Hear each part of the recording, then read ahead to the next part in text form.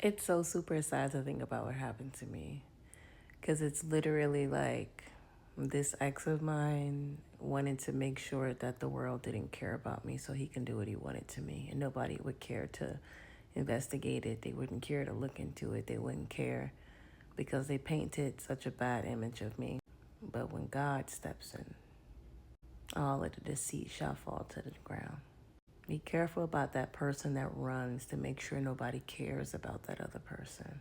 As you see how many things I posted, I never went around the world and tried to make everybody hate him or make everybody see him bad. I literally told on him as a last resort. I literally told to save my life. But be mindful and be mindful how insecurities and jealousies can make you more susceptible to joining in on smear campaigns or more susceptible to wanting to link up and come with a, oh yeah, me too, and this, that, and the third, right? I've been such a pillar in my life. Like, I've helped so many people. When I was in the homeless shelter, I would help the other women in there learn how to like stay to themselves, stay focused, do what's best for themselves.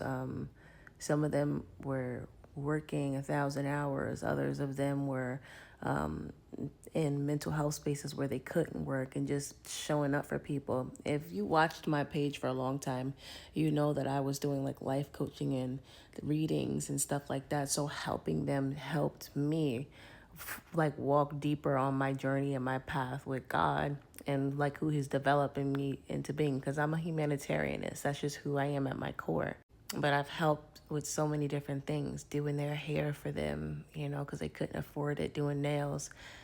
I was homeless on the street and people wouldn't know it, and I would be buying them food, spending my last little $10 to make sure that they could eat, because I know if God did it for me, he could do it for you. And I always live by this understanding that sometimes you only have $20 to your name, but all you need is 15. God was some if God can trust you, he will give you that extra $5 for that other person, because he knew he couldn't just give it to them. So he made sure he aligned the both of you for the perfect moment for you to show up and give it to them. God will give you $20, only 15 of it belongs. So allow yourself to be trusted. You want to be God's wallet. You want to be God's mouthpiece. You want to be God's trust. You want to be God's love. You want to be the place in the world that God can send people to find salvation, to find love. I live my life in a way where I just want God to trust me. I have a friendship with God. My relationship isn't just like he's my ruler, my king. He's my friend.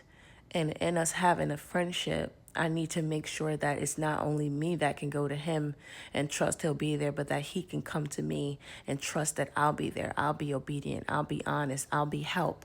You want to be everything that God wants you to be so he can use you. But back onto like my bigger message, like my ex, when I left, he made sure that he like went to my aunt first, because that's where I was living at before I moved in with him, and he tore that down.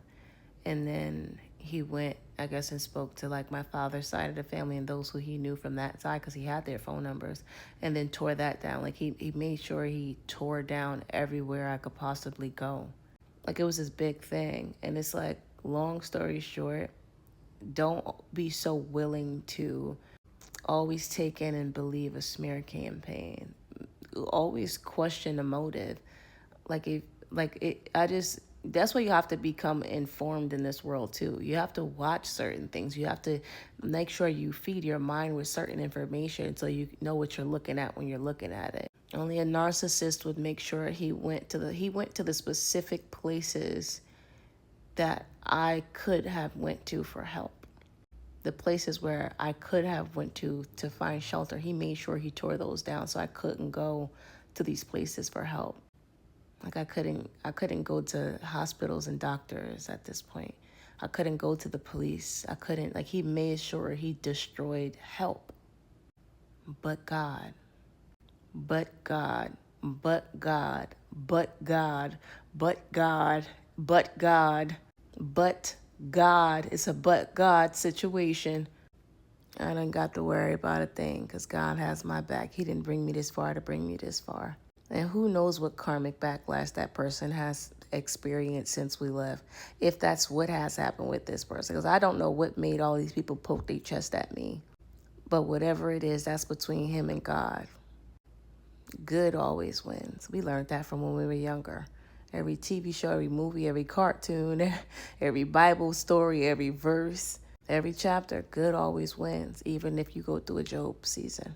Because it's in the season of Job that you are developed in God and that he finds his true trust in you and where you can define your value to him. It's in the season of the wilderness that your true strength and your true might is developed. Don't shy away from that. If I can make it through all of the different things that I went through from childhood up until now and I'm still going, so can you. Shoot, if something happens to me and I don't still continue to go, look how far I made it, right? So there's inspiration in that still. There's beauty in having a testimony. There's beauty in being faithful to God. There's a lot of truths that have been revealed, and understand that God is here. And with God's presence, his might shall be felt and shall be experienced from all. No matter who a person chooses to serve, it doesn't change the fact that God is who he is. And that's the beauty in it. People think that God is optional. People will pretend to love God. You know what I mean? The witches are in churches. And trust me, witches aren't all bad. But I'm talking about those dark ones. They sit in high places, that man deem as high. But they are just as low as they want to be. But that's one thing about God. He sits high and looks low. So we don't ever have to worry. And never underestimate the power of telling your truth and your story. So many of those things I recorded as like things so that I could help myself out of that relationship. If you watch any one of those domestic violence documentary stories, it takes a lot to leave. You leave a lot of times. I left that situation so many times, I kept coming back. It was a hard thing to do, so I had to record certain things so that I could watch them and be like, look what he did to me. Look at what happened. Look at what happened. Like I had to help myself out. And it feels beautiful and free, and I can finally talk about it. And I'm at a place where it's like I'm just going to put everything out here because it's like it doesn't even matter anymore. I feel like I could finally be free. I could finally just live in my truth. And I don't even have any embarrassment. If anything, maybe my story can be a testimony to somebody else to get help, testimony to somebody else to speak up, or a testimony to somebody else. Like, you never know who experienced this as the friends or the family. And it's like now double questioning what somebody else is going through. Who heard my story and was like, well, you remember when such and such boyfriend did this to her? We haven't heard from her in 3 years. And now the family is reaching out to that person. You just never know how God would use a story. So I have no pride to keep in this, we're talking with certain loved ones. They were like, I don't know if you should be putting that out there like that. It's the peanut gallery. Everybody, people, they don't care to help you. They'll just speculate. Sometimes people knowing is enough. Sometimes just getting the word out there is enough. I don't want to be heard anymore. So I need everybody to know what happened to me. I need them to know what the truth is. Every nook and cranny. That's why I go ahead and I over-explain things. I share things about myself, about what happened. No matter what light it paints me in, no matter what, I don't care, because it's like I deserve peace. I have a beautiful trajectory ahead of me, and I'm fighting for myself, and I'm going to become something great. I'm already someone great. Well, I actually scratched that because I don't think anything is great but God. I'm going to become something awesome and amazing. I'm already someone awesome and amazing. And my trajectory is light. And through all my experiences, I will reach back and help the other. Because that's what God wants from us, for you to be able to be utilized by him, used by him. God can't use us if we don't have any experience. Not only do I have the experience, but I have wisdom. Not only do I have the wisdom, but I have the eyes to see. I will not be deceived. I'm not perfect. Pretty sure I can't catch everything, but I can catch a lot. I can help a lot. I can provide help. I can provide resources. I know how to recognize domestic violence and abuse. I know where to seek certain resources for you to be able to recognize what you're going through. I know how to help if you're going through homelessness, if you're going through poverty, food stricken, with housing, with wrongfully being treated in jobs, wrongfully being treated in the medical system, wrongfully being treated in the legal department.